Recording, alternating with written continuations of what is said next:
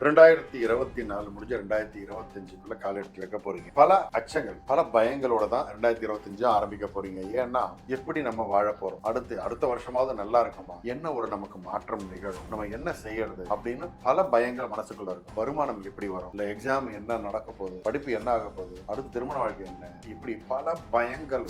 ஓகேங்களா? சாய்ராம், வணக்கம். எல்லா நாளும் சுபதினமாக உங்களுக்கு அமைய என் வாழ்க்கைகள். நீங்க பயத்திலிருந்து வெளியே வந்து சக்சஸ் பண்றதுக்கு எளிமையான சில வழிமுறைகள் சொல்கிறேன். அது செய்தீங்கன்னா கண்டிப்பாக பெரிய சக்ஸஸ் கிடைக்கும். ஏன்னா இதை நான் ரெகுலராக ப்ராக்டிஸ் பண்ணுற விஷயம். ஓகேங்களா? நான் பர்சனலாக செய்து வெற்றி பெற்ற விஷயத்தை தான் இப்போ உங்ககிட்ட சொல்கிறேன். ஓகே, இப்போது உங்களுக்கு ஒரு விஷயம் பயம் வரும். அந்த பயத்துலேருந்து நீங்கள் வெளியே வரணும். 2025 உங்களுக்கு பயத்துலேருந்து வெளியே வந்து நீங்கள் வாழ்க்கையில் பெரிய ஆள் ஆகிறதுக்கு உண்டான சிறந்த ஒரு வழின்னு சொல்கிறேன். காலையில் எழுந்திருக்கிறீங்க, எதுவுமே செய்ய வேண்டாம், ஒரு சேரில் சும்மா உட்காருங்க. எதுவுமே பண்ண வேண்டாம். இந்த சேரில் வந்து சும்மா உட்காடுறீங்க, ஒரு 5 நிமிஷம், அவ்வளோதான். 5 நிமிஷம் போகிறோம். இந்த 5 நிமிஷம் நீங்கள் என்ன செய்யணும்னா எதுவுமே செய்யக்கூடாது, சும்மா இருக்கணும். வடிவேல் காமெடியில் வரல, சும்மா இருக்குது. சும்மா இருக்குது ஈஸி இல்லைங்க, ரொம்ப கஷ்டம். நீங்கள் சும்மா இருக்கும்போது உங்கள் எண்ணம் காலையிலேயே வக்கரமாக போகும். கேவலமான விஷயங்கள் மனசுக்குள்ளே வரும், கெட்ட கெட்ட விஷயங்கள் வரும், பயம் வரும், உங்களுக்கு சந்தோஷம் வரும், கண்ட எண்ணங்கள் வரும், பழைய காலத்து ஞாபகம்லாம் வரும், போன ஜென்மெல்லாம் வரும், கண்டது வரும். எது வேணால் வரட்டும், உங்கள் மனசை கட்டுப்படுத்த வேண்டாம். ஃப்ரீயாக விடு. நீங்கள் என்ன வந்தாலும் வா வா வா வான்னு சும்மா ஒரு 5 நிமிஷம் கண்ணை மூடிட்டு சும்மா சேர் இப்படியே உட்காந்து ரிலாக்ஸாக மூச்சை விடுங்க. நார்மலாக விடுங்க. நீங்கள் தியானம் பண்ணுறாமல் இப்படிலாம் உட்காந்து கேஷுவலாக சோஃபாவில் உட்காருங்க, இல்லை சேரில் உட்காந்துட்டு மெதுவாக ரிலாக்ஸாக மூச்சை விடுங்க. உங்கள் எண்ணம் ஒரு 2-3 நிமிஷம் கண்ட இடத்துக்கு போகும். இங்கேருந்து சவுத் ஆஃப்ரிக்கா, இங்கேருந்து ஜப்பான், சைனா, பாகிஸ்தான், இமயமலை, எல்லா இடத்துக்கு போயிட்டு கடைசி ஒரு 2 நிமிடம் உங்கள் மனசு அமைதியாக. ஓகேங்களா? முதல்ல ஆரம்பத்தில் 5 நிமிஷமாக கண்டபடி தான் சுத்தம், பரவாயில்ல விட்டுருங்க. இந்த 5 நிமிஷம் முடிஞ்சதுக்கப்புறம் எந்திரிச்சிருங்க. இந்த 5 நிமிஷம் வரைக்கும் டெய்லி உட்கார ஒரு காலகட்டம் போனதுக்கப்புறம், ஒரு குறிப்பிட்ட டைம் போனதுக்கப்புறம், ஒரு நிமிஷத்துக்கு அப்புறமா உங்கள் மனசு அமைதியிடும். அப்போது தெளிவான முடிவு எடுக்கக்கூடிய, தெளிவான சிந்தனை வரக்கூடிய ஒரு எண்ணம் உங்களுக்கு வந்துடும். ஜனவரி 1ஆம் தேதியிலிருந்து ஒரு 7 நாள், ஒரு 7ஆம் தேதி வரைக்கும் இதை மட்டுமே காலையில் செய்யும். காலையில் எந்திரிங்க, 5 நிமிஷம் சும்மா உட்காருங்க, எந்திரிச்சு அடுத்து உங்கள் வேலையை பாருங்கள். அடுத்து வேலையை பார்க்கும்போது முடிஞ்ச அளவுக்கு உங்கள் அப்போ மொபைலை எடுத்துட்டு ஒரு பாட்டு போடுங்க.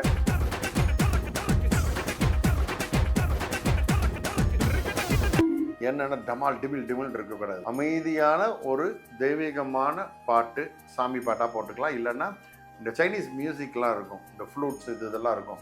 அது இந்த ஜாக்கி சான் படத்தில் பின்னாடி மியூசிக் ஒரு பார்த்தா டிங்கி டிங்கி டிங்கி, அது மாதிரி ஒரு மியூசிக் போட்டு ரிலாக்ஸ்டு மியூசிக்காக கேட்கும். அதை கேட்கும்போது உங்களுக்கு காலையில் ஃபஸ்ட்டு மைண்டு ஃப்ரெஷ்ஷாக ஆரம்பிச்சிடும். இது முதல் ப்ராக்டிஸ் முடிச்சிடுறீங்க. ஓகேங்களா? செகண்ட், அடுத்து வரீங்க. ஒரு வாரம் ஆனதுக்கப்புறம் வீட்டில் ஒரு பண்டல் பேப்பர் வாங்கி வச்சிடுறீங்க.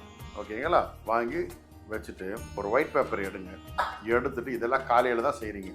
ஒரு ஒயிட் பேப்பர் எடுக்கிறீங்க, எடுத்துட்டு உங்கள் பிரச்சனை என்னையோ அந்த பிரச்சனையோ ஒரு பேப்பரில் ஒரு பிரச்சனையும் எழுதுங்க. ஓகேங்களா? இப்போ எனக்கு வருமானம் தான் பிரச்சனை, அந்த வருமானம் தான் பிரச்சனை அப்படின்றத, எனக்கு பணம் வேண்டும் அப்படின்னு எழுதிருக்கு.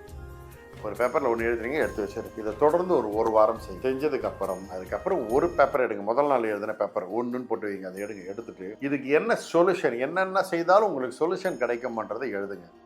ஒவ்வொரு பிரச்சனைகளுக்கும் 9 விதமான தீர்வுகள் உண்டுன்னு ஆய்வு சொல்லுது. ஓகேங்களா? அப்போது இதுக்கு என்ன தீர்வு அப்படின்றது ஒரு 9 வகையில் எழுது. நீங்கள் தப்பாக எழுதுனாலும் கவலை இல்லை. நாளைக்கு வேறொரு எண்ணம் வரும், அதை எழுதுங்க. அதுக்கு மறுநாள் வேறொரு எண்ணம் வரும், எழுதுங்க. பட் 9 சொல்யூஷன்ஸ் அதில் எழுதுங்க. முதல்ல என்ன பிரச்சனைன்னு எழுதுறீங்க, அதுக்கப்புறம் அதுக்கு என்ன சொல்யூஷன்ன்றதை 9 வகையில் எழுதுறீங்க.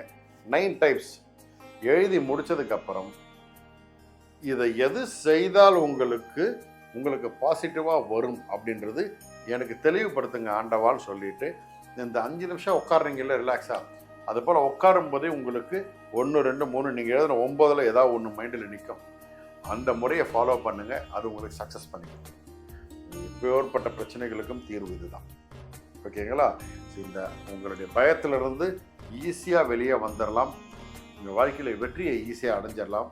அதுக்குண்டான எளிமையான சிம்பிளான பரிகாரம் தான் இப்போ சொல்லியிருக்கேன். இது பரிகாரம் இல்லை, ப்ராக்டிஸ். ப்ராக்டிஸ் மேக்ஸ் பர்ஃபெக்ஷன் சொல்லுவாங்க. ஸோ அந்த பர்ஃபெக்ஷன் உங்களுக்கு வர்றதுக்கு உண்டான ஒரு அருமையான வழிமுறை, நான் செய்து வெற்றி பெற்ற வழிமுறையை சொல்லியிருக்கேன். இதை ஃபாலோ பண்ணுங்கள். ரொம்ப கஷ்டமாக தெரியும் இதை கேட்குறதுக்கு, செஞ்சீங்கன்னா ரொம்ப ஈஸி. பட் ரிசல்ட்டை பார்த்துட்டிங்கன்னா விட மாட்டீங்க. நீங்கள் பல விஷயங்களுக்கு சொல்யூஷன் தேடி சக்ஸஸ் பண்ணி முடிச்சிருக்கீங்க.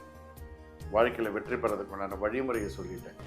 அதை ஃபாலோ பண்ணி ஜெயிக்கிறது உங்கள் கையில் இருக்குது.